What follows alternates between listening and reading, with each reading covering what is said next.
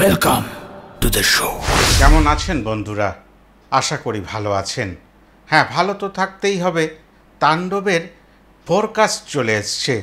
কেউ বলছে এটাই টিজার, তবে আমার তা মনে হচ্ছে না যে এটাকে রায়হান রাফি সাহেব টিজার বলে বের করেছে। এটা জাস্ট একটা ছোঁয়া, যে ছোঁয়াটা আপনারা পেতে চেয়েছিলেন এভাবে যে নতুন করে আমাদের মেগাস্টার আমাদের কাছে ধরা দেবে। তার লুক ভাইরাল হয়ে গেছে, তার অনেক শুটিংয়ের দৃশ্য ভাইরাল হয়ে গেছে, অনেক ক্ষোভ ছিল আপনাদের। হ্যাঁ, ক্ষোভগুলো সব গিয়ে পড়ছিল রায়হান রাফি ভাইয়ের ওপরে।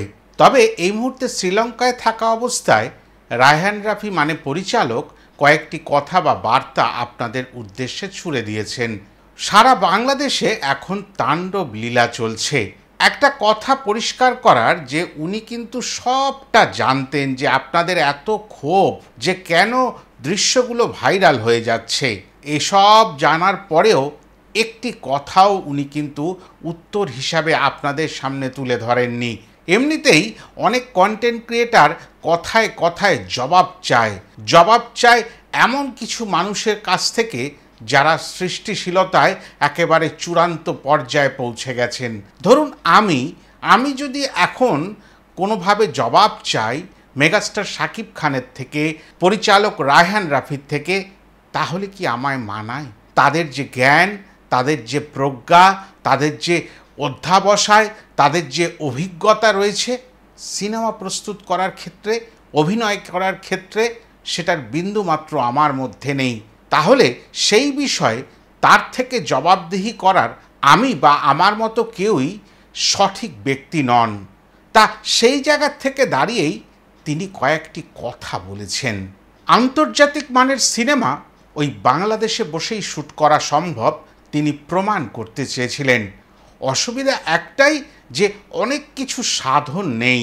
ধরুন দামি ক্যামেরা, অত্যাধুনিক লাইট সেটআপ বা অনেক কিছু অ্যাকশন দৃশ্য করার জন্য বিভিন্ন পর্যায়ে বিভিন্ন রকম জিনিসপত্রের প্রয়োজন হয়। সেগুলো এই মুহূর্তে বাংলাদেশে পাওয়া যায় না, সেগুলো বাইরে থেকে ভাড়া করে আনতে হয়, বিদেশ থেকে। সেই কারণে সেখানে কস্টিংটা বেশি পড়ে যায়। সেই প্রচুর টাকা খরচা করেও শুধুমাত্র বাংলাদেশে শুটিংটা করে প্রমাণ করতে চান আন্তর্জাতিক মানের সিনেমার শুটিং বাংলাদেশেও সম্ভব। সেইভাবেই তিনি কিন্তু এগিয়েছিলেন।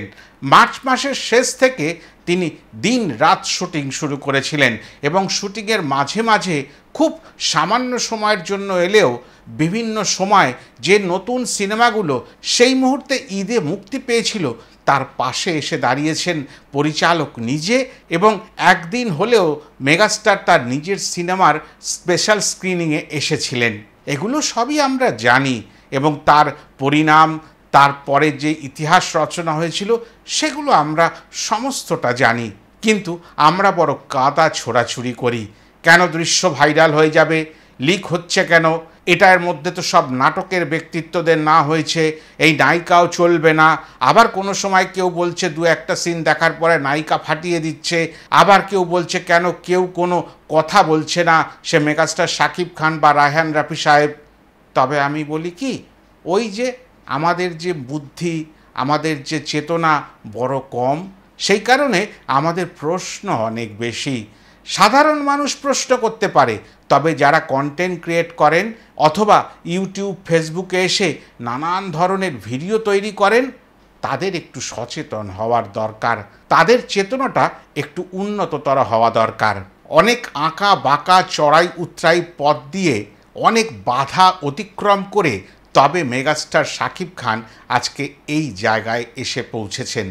তার মতো করে যারা একটু একটু করে উপরের দিকে উঠেছে আর প্রতি মুহূর্তে নিচ থেকে কেউ পা ধরে টানাটানি করেছে, যাদের জীবনে এই ঘটনাগুলি ঘটেছে তারাই বুঝতে পারবেন আজও প্রায় 46 বছর বয়সে অক্লান্ত পরিশ্রম করে দিন রাত এক করে এদেশ ওদেশ করে তিনি তার সমস্তটা নিংড়ে দিয়ে যাচ্ছেন।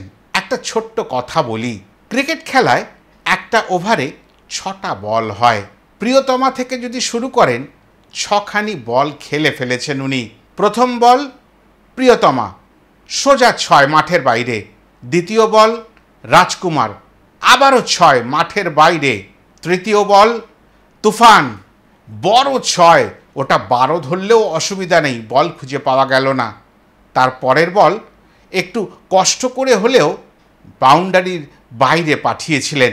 সেই সিনেমার নাম দরদ। এবার বলবেন দরদ তো সেইভাবে ব্যবসায়ী সফল সিনেমা নয়। সবসময় ব্যবসায়ী সফল সিনেমা দেখতে হয় না। ওই সময় বাংলাদেশের যে পরিস্থিতি ছিল সেই সময় অনুযায়ী দরদ মোটামুটি ভালোই চলেছে। এটাকেও 6 মারার সমান প্রতিষ্ঠা দেওয়া যেতে পারে। তারপরে এলো একেবারে বরবাদ। ব্যাস, নতুন পরিচালকের হাত ধরে আবারও সপাটের 6, আর এই 6টা গিয়ে লাগলো সমস্ত বিনোদন জগতের ব্যক্তিদের বুকে। আতঙ্ক তৈরি করলো শাকিব খান কি করতে পারে। আর তার বড় উত্তর চলে এলো গতকাল 18ই মে একটা আবহাওয়ার পূর্বাভাস দিয়ে। হ্যাঁ, ফোরকাস্ট, ওয়েদার ফোরকাস্ট কিসের? তাণ্ডবের। সেটা কতটা ভয়াবহ হতে পারে সেটার জন্যই একটা পূর্বাভাস। আর সেই পূর্বাভাসেই 6খানি 6, মানে প্রিয়তমা, রাজকুমার, তুফান, দরদ, বরবাদ আর এই মুহূর্তে তাণ্ডব। 6 বলে 6টি 6 মেগাস্টার শাকিব খান মেরে দিলেন, আর বিনোদনের আকাশে তার স্বর্ণাক্ষরে নামটি লিখে দিলেন। বলে দিলেন, আমি আছি, আমি থাকব। যে পরিচালক প্রযোজকরা চেষ্টা করবেন যে তার মতন শিল্পীকে সঠিক মূল্যায়ন করার ক্ষমতা রাখবেন, তখন দেখবেন এই বিচ্ছুরণই বিচ্ছুরিত হয়। আর সেটাই কিন্তু এই প্রিয়তমা থেকে বারংবার আমাদের কাছে উঠে এলো। এবার তাণ্ডবের এই সামান্য একটা ভিডিও দ্বারা, যেটাকে ফোরকাস্ট বলা হচ্ছে, আপনারা কেউ কেউ টিজার বলছেন, সেটার দ্বারাতেই অনেকের মাথা ঘুরে গেল। একসময় যারা খুব বাজেভাবে নিন্দা, চর্চা, সমালোচনা করেছেন, সেরকম মানুষও এখন বাহবা দিচ্ছেন আর বলছেন এই সিনেমা অন্যরকম জায়গা তৈরি করবে।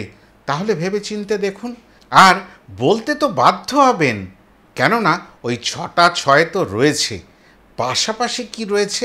মানুষ রেকর্ড গড়ে, রেকর্ড ভাঙে, কিন্তু পৃথিবীতে খুব কম এ ধরনের মানুষ পাওয়া যায় যারা নিজের রেকর্ডই একের পর এক সময়ে এসে নিজেই ভাঙে, অন্য কারো সেই সাধ্য নেই। সেরকমই একটা নাম মেগাস্টার শাকিব খান। আমি এপার বাংলায় বসে একটু একটু করে দেখার চেষ্টা করি, বোঝার চেষ্টা করি যে ওনার সঙ্গে অন্যদের ফারাক কোথায়, উনি কি করতে চান। উনি কিন্তু প্রচুর সিনেমা করছেন তা নয়, উনি খুব হাতে গোনা সিনেমা করছেন। একটা সময় উনি বছরে শুনেছি 12টা সিনেমা পর্যন্ত করে ফেলেছেন, 10টা, 12টা, 8টা, 9টা, 6টা, 7টা লেগেই থাকতো। আজ কোথায় সেই শাকিব খান? নেই তো। যে কোনো পরিচালক এসে, প্রযোজক এসে চাইলেই মেগাস্টার শাকিব খানকে পাবেন না, সম্ভব না। তাকে ধরা ছোঁয়ার বাইরে সে নিজেই নিয়ে চলে গেছে। ওই রেকর্ডের পর রেকর্ড গড়েছেন আর রেকর্ডের পর রেকর্ড ভেঙেছেন। এটাই হচ্ছে মেগাস্টার শাকিব খান। আর এরকমটা ভাবনা নিয়ে যারা চলতে পারবেন তারাই কিন্তু ওই তারকা হয়ে উঠবেন। তারকা একটা ফ্যাক্টর, তারকার যে ইনগ্রেডিয়েন্টস থাকে সেটা সবার মধ্যে তৈরি হয় না বা থাকে না। এইভাবেই মেগাস্টার শাকিব খান এখন এসআরকে হয়ে গেছেন।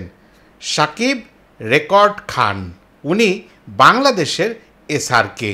উনি রেকর্ডের পর রেকর্ড তৈরি করুন। দেখুন, গতকাল বেলা 11টা, 11:30টার সময় একটা টিজারই ধরুন লঞ্চ হলো।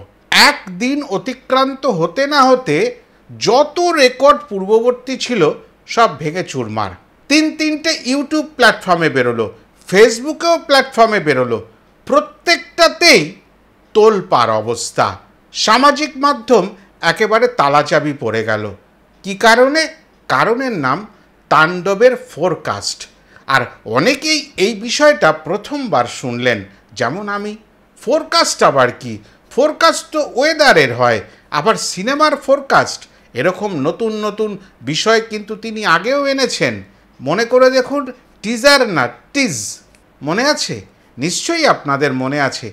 আপনারা যে মেগাস্টার শাকিব খানকে খুব বেশি করে ভালোবাসেন। আগে যারা শাকিব খানকে নিয়ে নিন্দা চর্চা করতেন, একটু বিরূপ ধারণা পোষণ করতেন, সমালোচনামূলক মন্তব্য করতেন, তারা আজকে তার একনিষ্ঠ ভক্ত। আর এটাই হচ্ছে সবথেকে বড় প্রাপ্তি। যাই হোক, নিশ্চয়ই করে ভিডিওটা ভালো লাগবে। যদি ভালো লাগে লাইক, কমেন্ট, শেয়ার করে দেবেন। আর যারা এখনও আমার চ্যানেলটি সাবস্ক্রাইব করেননি তারা চট করে সাবস্ক্রাইব করে নেবেন। টাটা।